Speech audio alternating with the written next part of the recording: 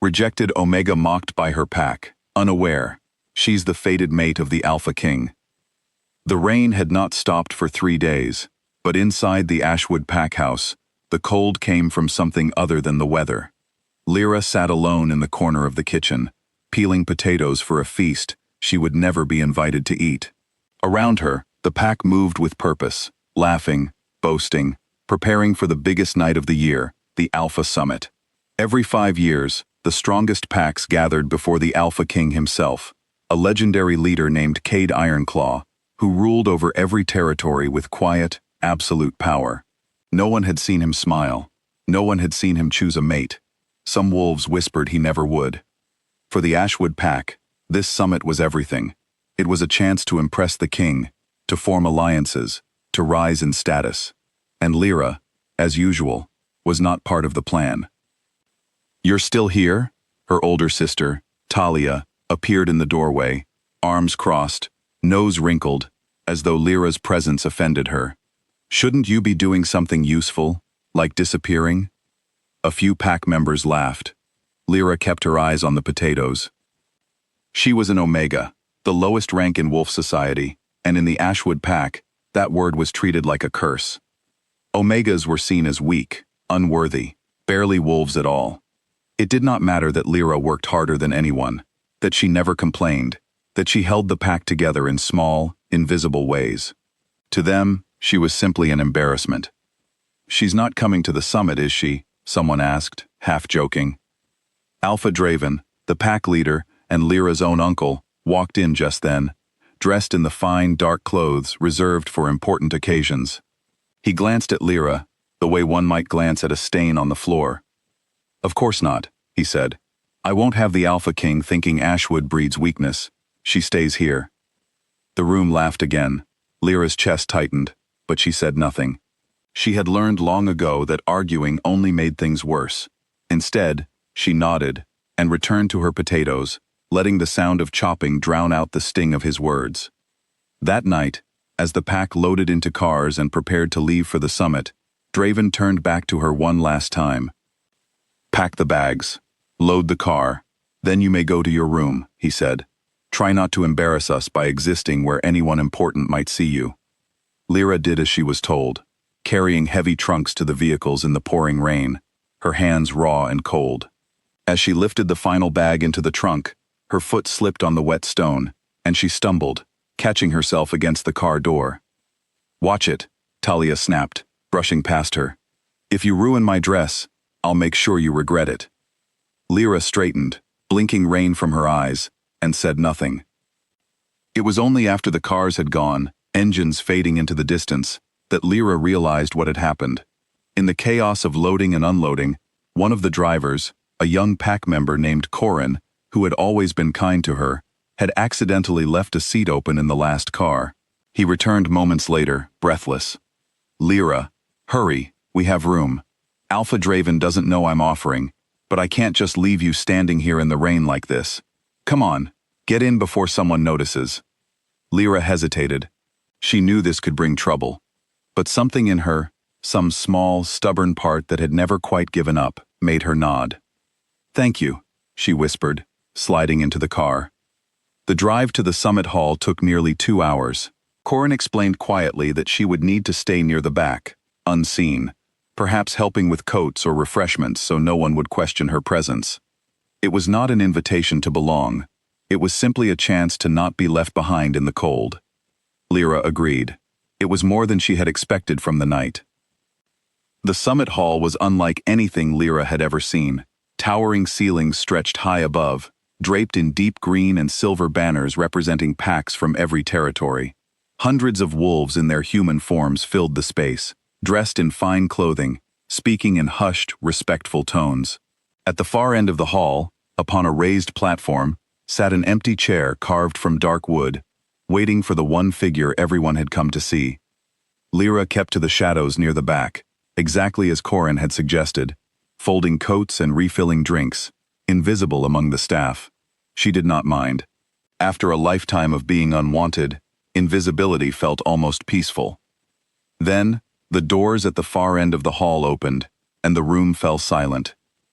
Alpha King Kade Ironclaw entered. He was tall, with an unshakable presence that seemed to still the very air around him. His dark eyes moved across the room with calm authority, missing nothing. Every wolf in the hall bowed their head as he passed, and even from a distance, Lira could feel the weight of his power, like something ancient and unbending. She lowered her eyes respectfully, as everyone did, and returned to her small task, sure that a king like that would never notice someone like her. But then, halfway across the hall, Kade stopped.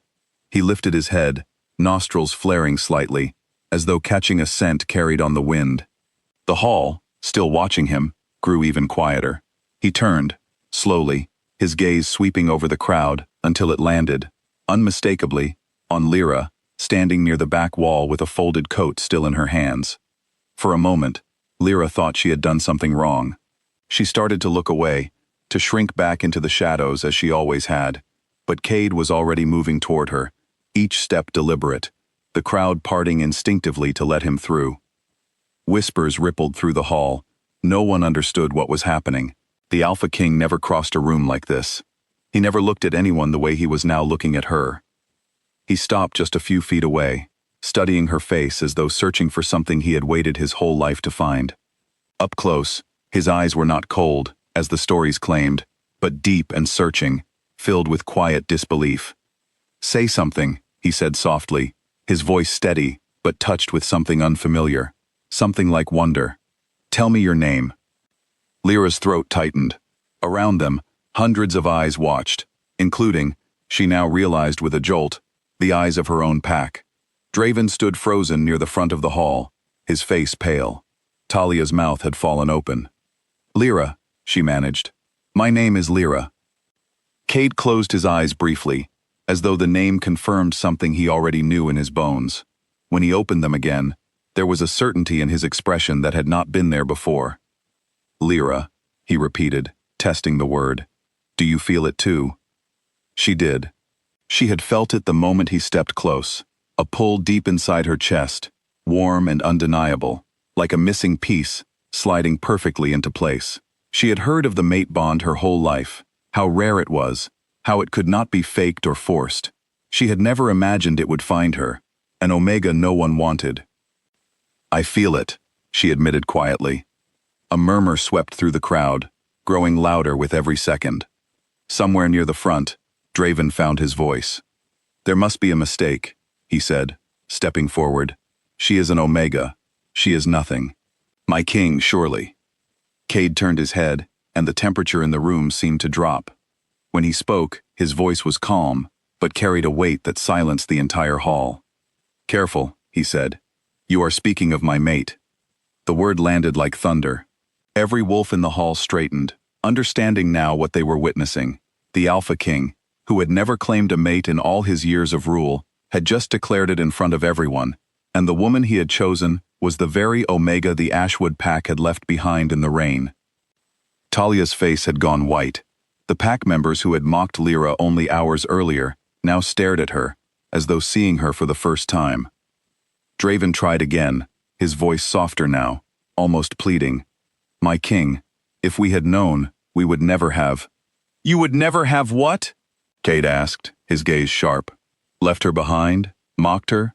Made her feel unworthy?" He paused, letting the silence stretch. "I already know what you did. I could smell the sadness on her from across this hall before I ever saw her face." No one dared to speak. Kade turned back to Lira, and his expression softened completely, the hardness reserved only for her enemies. He extended his hand toward her, palm open, patient, giving her the choice rather than demanding it.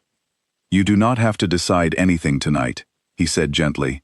"But I would like you to stand beside me, if you are willing. Not because tradition says I must have a mate, but because for the first time in my life, something feels right." Lira looked down at his hand, then up at his face, searching for any trace of the cruelty she had known her whole life. She found none, only warmth, and something that looked remarkably like hope. Slowly, she placed her hand in his. The hall erupted into a mixture of gasps and quiet applause, wolves from other packs bowing their heads in respect, recognizing what they had just witnessed, a true mate bond, rare and sacred, forming before them. Kade led her gently toward the platform at the front of the hall, and for the first time in her life, Lira did not walk in the shadows. She walked beside a king who looked at her as though she were the most important person in the world. Before they reached the platform, Kade paused and turned to address the hall, his arms steady around her shoulders.